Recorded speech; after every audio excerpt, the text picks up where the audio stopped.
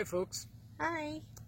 today we're going to do something different. We're going to do a video about other aspects of life here on the farm, and we're actually going to be creating a playlist that's going to have a number of these types of videos. Here's the reason why. Most everything we've done up to this point is all about flower farming and helping other flower farmers.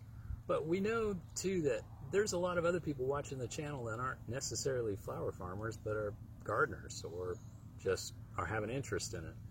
And so we wanted to start to do some other things, showing like raising our own food, or in the case of where we're at now, reclaiming some parts of our property that, because of our own health issues that we've had over the years, and our focus solely on the flower side of the business, we kind of had to let a few things, well, let's just say, return back to nature on the property.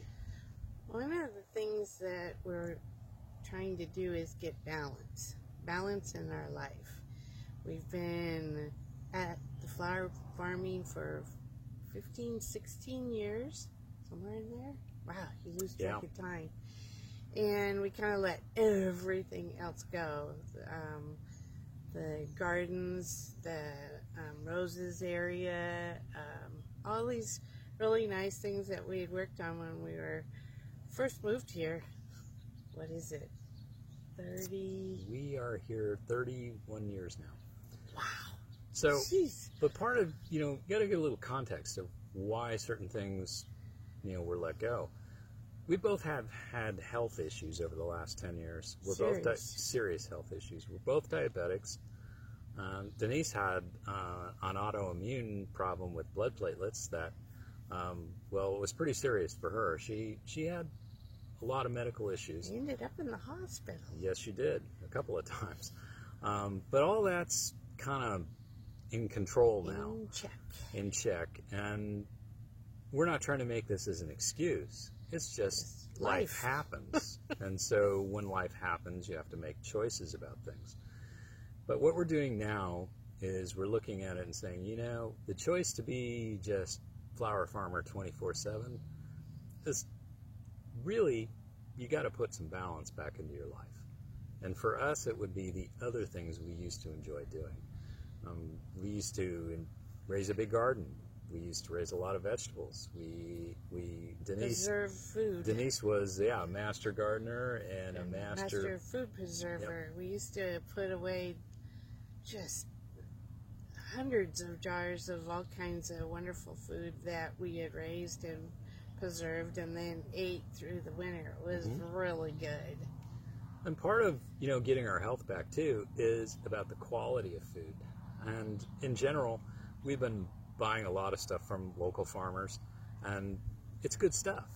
Yep. But, realistically, to try to be a little more sustainable on our own, we should take our knowledge, we thought, and go back to, at least providing as much of our own food as we can. It's also a joy to raise your own food. And I think that's part of what we want to do is get our hands in the soil to be raising food. There's nothing better than going out, getting something from your own garden and preparing it well for dinner or lunch or even breakfast. And, there's just something wonderful and, reconnecting that way. I mean, we need to, flowers feed our soul, but we need to feed our bodies in something that's good and healthy. So what we're going to do with these videos is, and we're not going to stop making videos about aspects of the flower farming, the technical things we've been doing. We're going to continue to do those as it makes sense. But we're also going to start putting videos together that show a sustainable life. Sustainable is about balance for us. We're both in our early 60s now, and, well, I'm close. You're there. I'm close enough. And so we want to make certain that, we're enjoying and getting as much out of every day as we can. And part of that aspect is doing these things. So what we'd like to do with these videos is kind of bring you along in the journey on reclaiming things, how we put things together. We're going to use a lot of the techniques we use on the flower side, transferred over to raising your own food in the garden side. We're also going to be showing, things like getting our fruit trees back into, working order again. Reclaiming the areas that, have been, let's just say they're wild vegetation. I mean, one of the things about Western Oregon is we have a rainy season that lasts from about the end of September until about the 4th of July. No. No. But it's pretty high moisture area, and wild blackberries really grow well here. The joke around here is,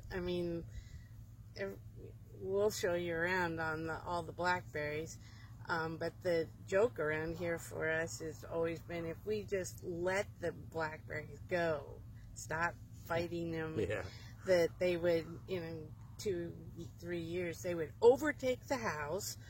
They would cover every inch of this garden and probably every square inch or foot of most of the flower bedding that where we grow our cut flowers. They're just everywhere. They're pretty and aggressive. The berries are great, but got to have a control here somewhere. So, but anyway, so what we're going to do is we're gonna show you what we're doing to reclaim things and get things back to the working order the way they were. Show you about the design of the garden. Just kind of walk you through the various aspects we're doing. We'll probably do one video or so a week. Just depends on what's going on. How fast we move along. I mean, ultimately, what we want is this thing back into working order. We want a good recycling composting system that works well with it. And we're also going to kind of show you how we're going to protect from deer, because that's the other pest we have around here. And so there's going to be building aspects of things. We're going to incorporate flowers and beneficial herbs and things like that into the garden. So that'll help. Maybe even some roses. Yeah, it could be roses now. We're not rose growers. But I want some roses. But we're probably going to put some roses in, particularly inside the fenced garden area. This is a fenced garden because we have deer and nutria and all kinds of so lots of critters that like to eat your food. To eat our food. And so what we built is this fenced garden, which we call the kitchen garden. And it was designed not to be rows of just vegetables, but to be interesting, pleasant to look at, a place, an oasis to come and sit with your coffee and putter in. And so we've got rectangles and circles and triangle beds in here, in a perimeter that at one point we had tons of flowers around. And all of that is not here, except for the elephant garlic, and we wanted to return to a working kitchen garden with veggies, like you said, veggies, herbs, and even flowers, edible flowers, things that we'll enjoy having again in our diet and in our life. And then we're going to take it a little bit further outside just the fenced garden area. It's like I talked about earlier about our fruit trees. You're going to get those guys back into working order. Also, too, maybe not this year, but definitely want to get the infrastructure ready. I want to get some chickens. I like eggs. We like eggs. And I don't know so much about the meat side of it, but definitely the egg side. We like the eggs. But I guess if you have chickens, it's all part of the package.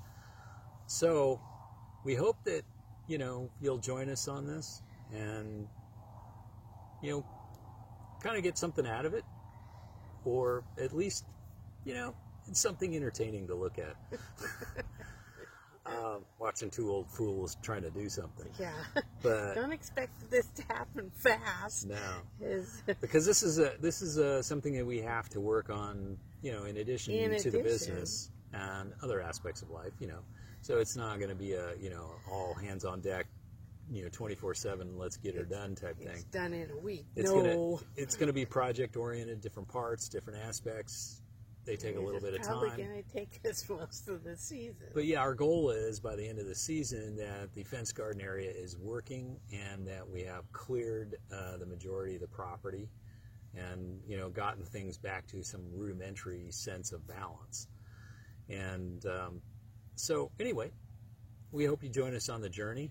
And if you like, you know, our channel, please subscribe. If you haven't, if you're a newcomer and yet you're not subscribed, and if you do subscribe, be sure to hit the little notification bell so that when a new video comes out, you'll get a notification on it. Also, too, if spirit moves you, make a comment. We try to engage people in conversations on the various videos. People have comments. We try to get to them and get them answered. And be sure to check out our other playlists, other things out there. We've been making videos for a little bit here, so there might be something of interest out there.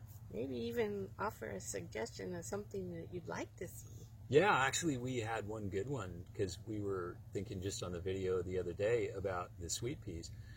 I was thinking about, well, maybe doing like a low understory of clover, and a really good sweet pea person, I think she's from the UK, said, whoa, wait a minute, you might get a virus, you know, in your sweet peas if you plant clover with sweet peas. So there's a good tip. There's a nugget right there, you know, so saved us from, you know, making a mistake. And that's great, you know. So want to thank you for watching, and, you know, have a good day. Bye. Bye.